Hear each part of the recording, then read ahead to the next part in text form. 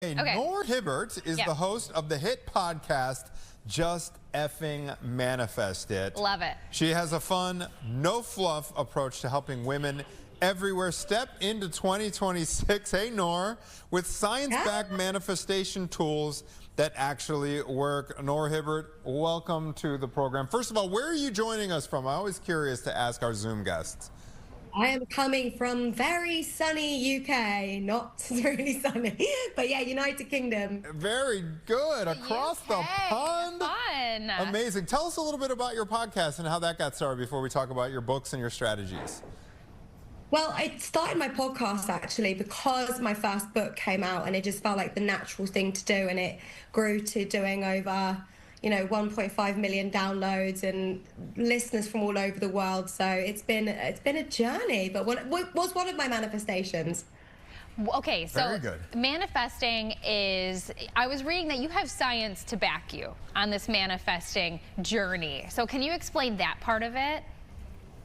Absolutely. So let's just start off with saying that manifestation has become quite a cultural phenomenon. It is such a buzzword right now. You're hearing celebrities talking about it. You watch TV shows and there's reality TV stars saying, I'm just manifesting this stuff. It's become very, very mainstream. But this is something that has been talked about for years and years and years and years. But now what's happening is we're getting the science to back up the concepts around how we can use our mind to change our life. And so, from quantum physics to neuroscience, we're starting to see a shift from manifestation being a very esoteric, new age, woo-woo concept to something that's actually being grounded in science, which is really exciting because I think as humans, we want our logical brain to get on board with the concept. So it's really exciting to see that starting to happen. There is a piece of neuroscience, I understand, behind goal setting specifically. Can you explain a little bit about what happens in our brains when we actually set goals? Absolutely. So the first thing to realize is when we're coming to manifest what we want, the first step is to really get clear on what we actually desire. We have this vision in our mind of the life we want to create, the dreams that we want to achieve.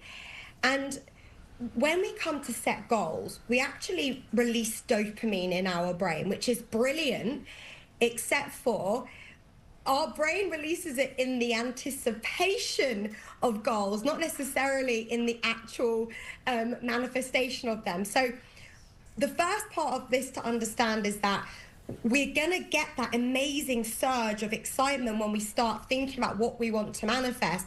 But it's actually the neuroscience around the second piece, which is shifting our identity to match the goal, to match the version of us that can actually achieve it, that the real magic starts to happen. And this is where we harness the power of neuroplasticity to rewire our mind. And this is where manifestation doesn't become something magical. It becomes something actually rooted in how our mind is working and the science-backed aspects of it.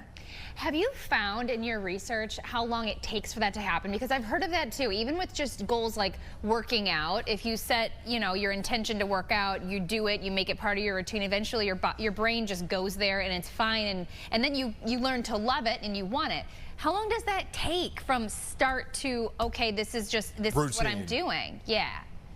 I mean, I'm still waiting for the moment that I love exercising. I'm not sure that happens for everyone. I'm still waiting for that day, but I do it because it's part of who I am, and I've created that as part of my identity. So, look, I don't think that there's a set number, because for some people, depending on what you're trying to, what I call re-script your subconscious mind around, it can happen pretty quickly depending on what the goal is for some people, and for some other people it actually might take slightly longer. And I know the research shows that if we're using repetition, around 21 to 30 days we can start to see some real shifts in how the brain circuitry has started to actually rewire itself. And so I think the most important piece around this is actually consistency.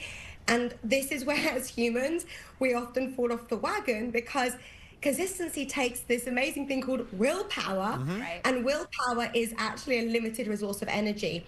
And that's why when we can do the work, you know, as part of manifestation in the subconscious mind, in the easiest way through using audios to rewire our mind, we start to see those results happening way quicker because we're not relying just on willpower. Sure, sure. I just wonder if, given what you said, if you set more of a short-term goal, let's just take exercise, for example. She says it's 30 habitualized days. in 21 or 30 days. If you just set, hey, I'm going to exercise for I'm not even going to think about next year.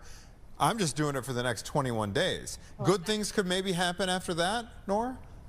Absolutely, because we're starting to get that dopamine hit. But I think this is the most important piece around it. If we just go into exercising, but we haven't trained our mind to actually be that person who enjoys it, sees the reward, is actually training our mind to see what the benefits of it are afterwards, we're going straight to the action without doing the identity piece. And this is where that willpower piece comes in again, where we run out of willpower. So I say to people, if you want to manifest a goal, whether that's exercise, whether that's manifesting a love of your life or making more money, we need to get our subconscious mind on board first.